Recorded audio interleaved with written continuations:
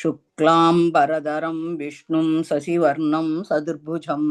प्रसन्नवदनं ध्याये सर्वविघ्नोपशान्तये। गुरुब्रह्मा गुरुविष्णु गुरुब्रह्मा गुरुविष्णु गुरुदेवो महेश्वरः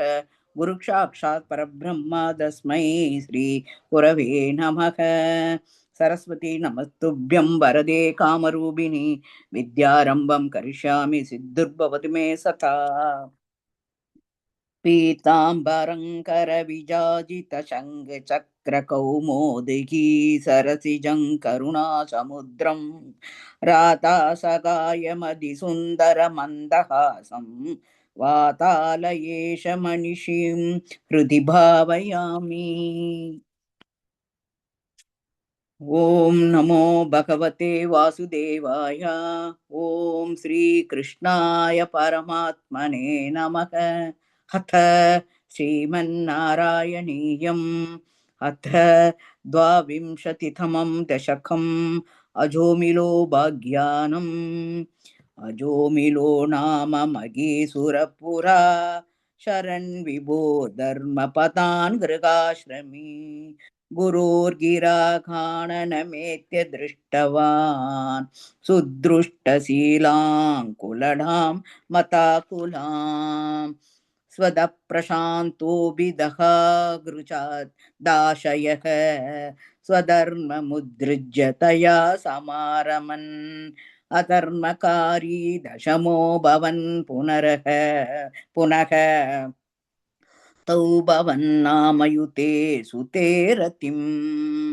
समृद्धिकाले यमराज किङ्करान् भयङ्क्रांस्तरीन् अभिलक्षयन् भिया पुरामणाग्बदस्मृति वासनाबलात् जुगावनारायण नामकं सुतम् दुराशयस्यापि तदा त्वनिर्गत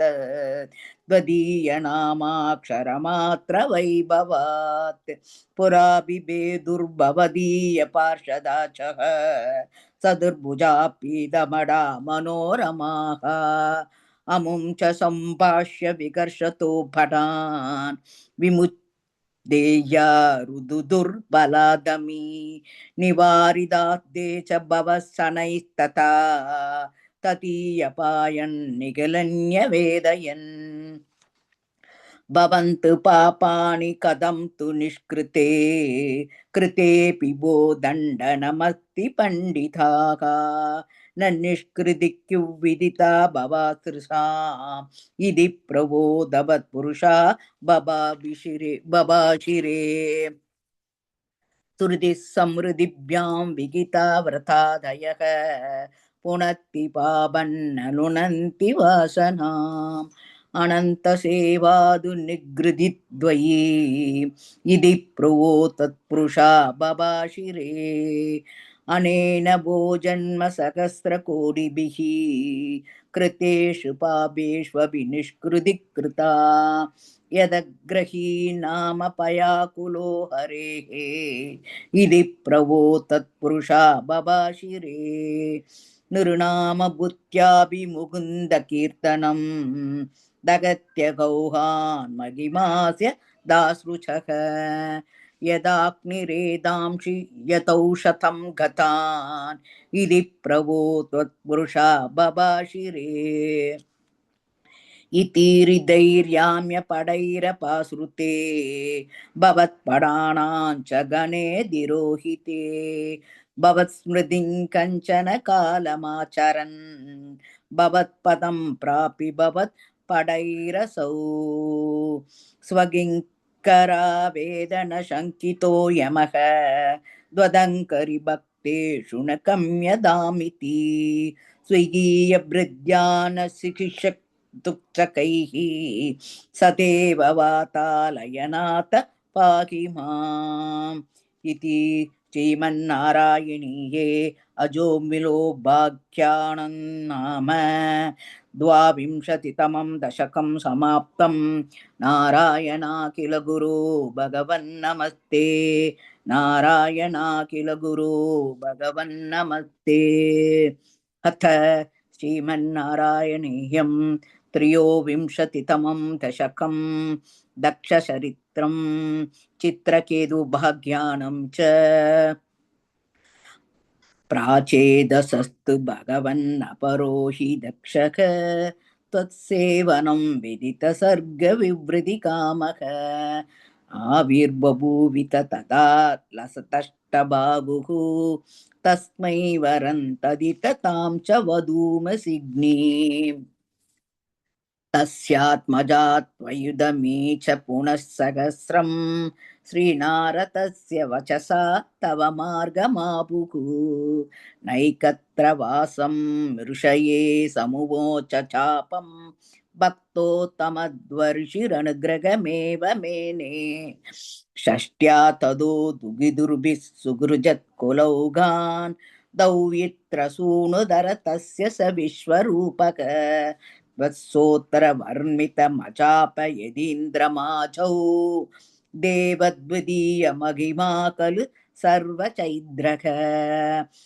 प्राक्सूरसेन विषये किल चित्रकेतुः पुत्राग्रही निरुपतिरङ्गिरसप्रभावात् लप्त्वैक पुत्रमद तत्र हदे सपत्नी शङ्कैरमुह्य दवचस्तव माययासौ तन्नारतस्तु सममङ्गिरसा दयालुः सम्प्राप्य तावदुपदर्श सुदस्य जीवम् कष्यामि पुत्र इति तस्य गिरा विमोहं त्यक्त्वा तव दर्शनवितौ निरुपतिं नियन्त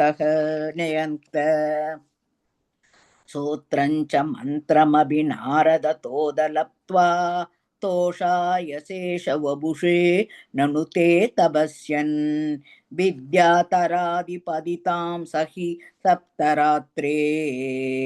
लप्त्वाप्यकुण्ठमदिरन्वभजद्भवन्तम् तस्मै मृणालनतवलेन सहस्रशीर्ष्णा रूपेण पत्तनुदिसित्तगणावृतेन प्रातुर्भवन् अचिरतो नुदिभिः प्रसन्नः त्वद्वात्मतत्त्वमनुगृह्य तिरोदतात द्वद्भक्तमौलिरतसोऽभि च लक्षलक्षं वर्षाणि अर्षुलमणा भुवनेषु कामं शङ्काभयन् गुणगणन् तव सुन्दरीभिः सङ्गादिरेकरहितो ललितं चचार अद्यन्तशङ्कविलयाय भवत्प्रणुन्नुः नूनं सरूप्य गिरिमाप्य महत्समाजे निःशङ्कमङ्गकृतवल्लभमङ्गजारिं तं शङ्करं परिसन्नमयाभिचेपे निःसम्भ्रमस्त्वयमयाचित चापमोक्षः